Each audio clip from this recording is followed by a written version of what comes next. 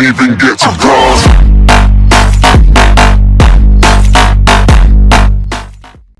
What's up, guys? It's Ranger X here, and today I'm going to be talking about basically the people who I think the top 5 players who are going to have a breakout season this year. And by breakout season, I mean one that just sets them apart from their past seasons to put them in the level of star or really good player. And all these players, I believe, could be considered all-stars next year.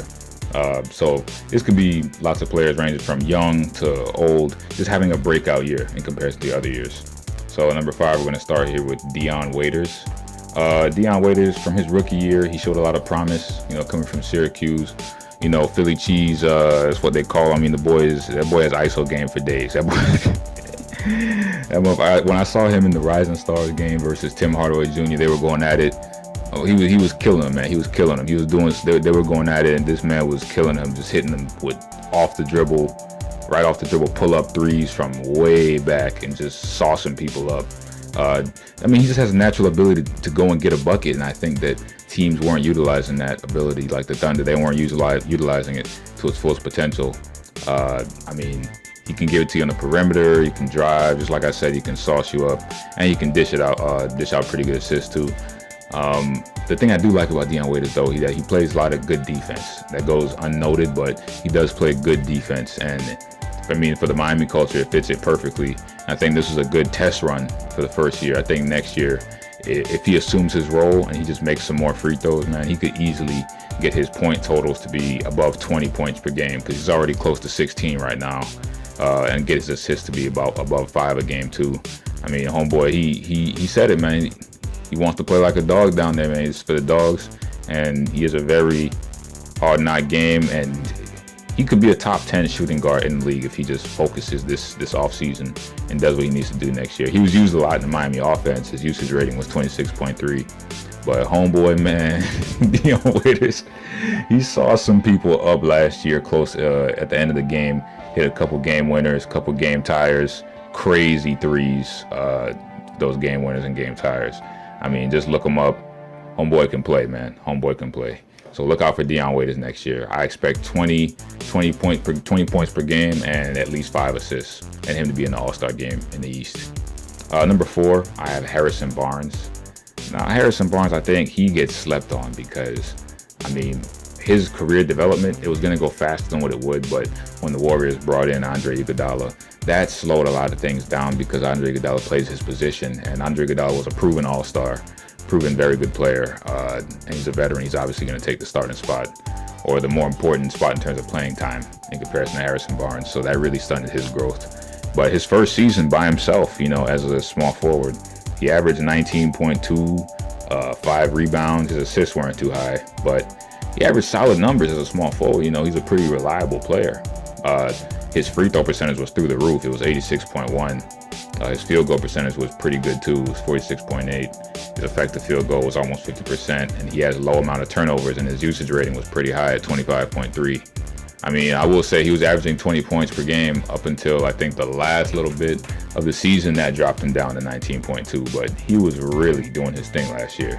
Homeboy was he improved tremendously in the post, in his total offensive package. He was always a good defensive player, a good athletic player, but he improved tremendously in the post. I mean, homeboy, his mid-range is deadly now. He improved by almost 8 points per game in his first year departure from Golden State. So I mean, that's a pretty big jump. 8 points per game can turn you from 16 to 24. 24 is like an all-star.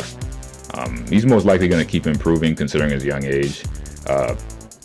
I believe that Harrison Barnes, by next year, he could be averaging 23, 6 rebounds, and like 3 assists if he improves properly.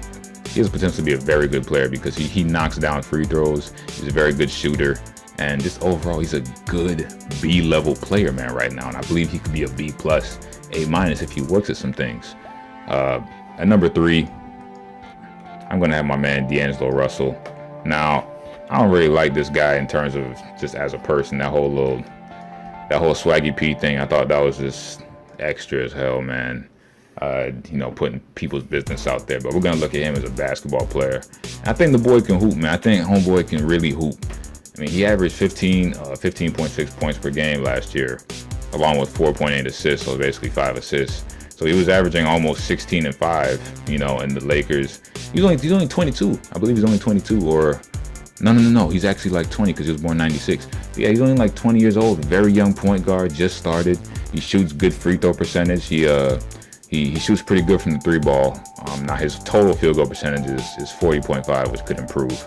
But his usage rating was really high for the Lakers. It was 26.6. I mean, homeboy was getting used a lot, and he was producing decent numbers for what he was getting used for. And he's not playing against scrubs, man. In the West, when he was playing last year, he was playing against boy like Steph.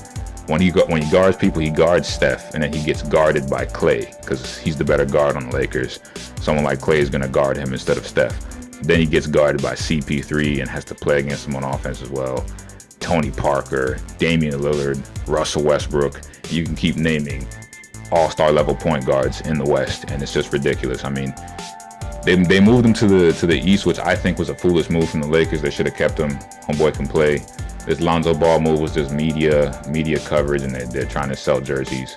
But this boy DeAngelo Russell, man, playing for the Nets, he could really do his thing out there.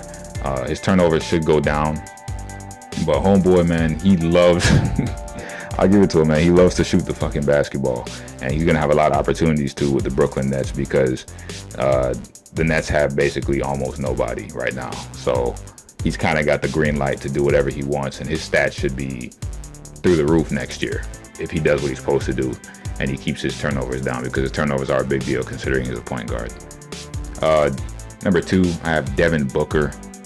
This man has tremendous upside, man. He dropped like 70 plus points, man. Come on now, dude can score. The reason I'm not going to consider him a star right now is because he's had like these flashes of brilliance, but I mean, a star, that's always going to give you greatness, always. I think next year he's going to be a bona fide star. I mean, no doubt about it. He has the ability, he has potential to be a Kobe-esque offensive scorer with his mid-range and his mid-range pull-up / post game. I just like the fact that he doesn't need a screen to score. And I think that separates the all-star guards from the really good guards.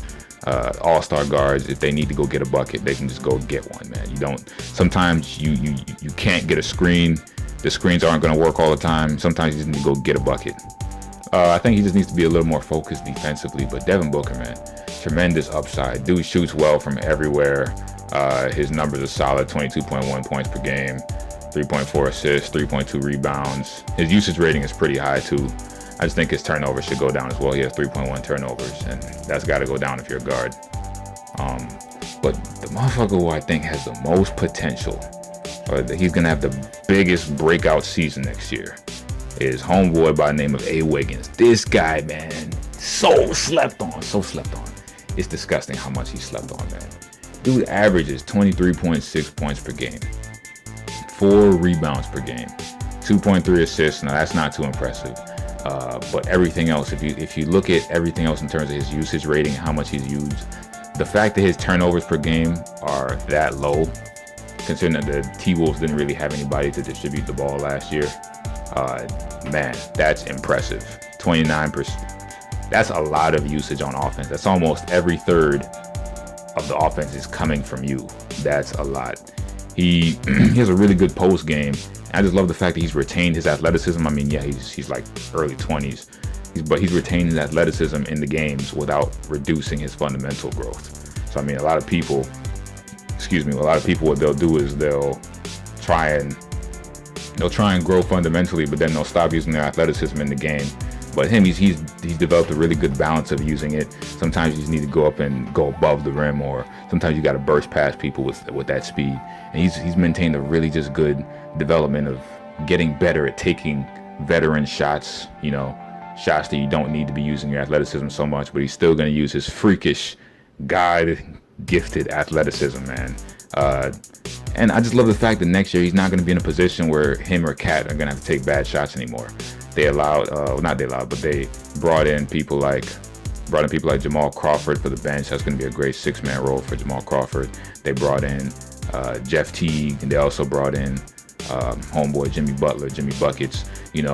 those two players are going to allow a lot of breathing room for him on offense, to the point where he's not going to have to take so many bad shots.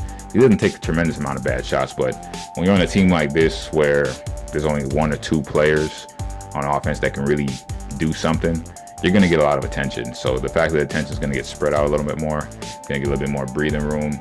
I'm just excited, man. But really, I think A-Wiggins, he's going to have the biggest breakout season next year. I think he's going to average 25. His numbers may go down in terms of scoring, but he's going to be a lot more efficient, and you're going to see him get free a lot more for easy, just nasty dunks. Homeboy's going to probably average about 24 a game, 25 a game. I think his rebounds per game are going to go up to about 5 to 6. I also think his assists per game, because he's going to have better players around him making shots. Because you can't get an assist if the nigga don't make the shot. So his assists per game is probably going to go up to about 4. Steals per game, I want him to improve on a defensive end. He has the ability to. I just think he needs to take the initiative and step up there. Steals per game, he should be averaging about 1.3, 1.4, close to 1.5. Blocks per game should be above 1 or at 1. He has the potential. He has the length. He should be getting it. Free throw percentage should be above 80%, but it's not bad where it's at now. I mean, everything else though, man, he's doing his thing. You know, A-Wiggins, all these players I listed: A-Wiggins, Devin Booker, DeAngelo Russell, Harrison Barnes, Dion Waiters. Man, if I'm drafting a team, if I'm putting a team together, these are people I pick up because their contracts, they have good contracts and they have so much upside. It's ridiculous. But all right, catch my next vid, guys. It's been fun. I'm probably gonna put out another vid within the next day or two. Stay tuned. It's gonna be a surprise. All right, I'll catch you guys later.